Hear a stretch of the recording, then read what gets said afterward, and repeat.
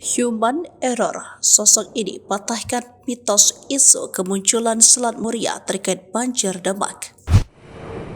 Selat Muria tengah menjadi perbincangan dan viral di media sosial setelah banjir hebat di Demak, Jawa Barat. Banjir Demak tersebut disebut-sebut memicu adanya Selat Muria. Pembahasan ini diunggah di media sosial X atau Twitter.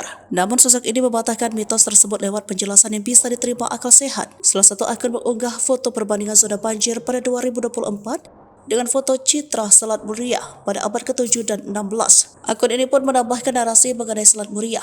Benarkah Selat Muria akan hidup kembali? Memasuki tahun 2024, Semenanjung Muria 2 kali dihantam banjir besar, tulis akun tersebut Selasa 11 Maret 2024. Unggahan tersebut memicu perdebatan yang telah ditayangkan sebanyak 2,4 juta kali serta mendapat ratusan komentar. BRIN pun buka suara mengenai Selat Muria tersebut. Mengutip dari tribunnews.com, Eko Subowo selaku Pusat Riset Kebencanaan Geologi BRIN menyatakan banjir yang merendam Demak dan sekitarnya tak ada kaitannya dengan kemunculan Selat Muria.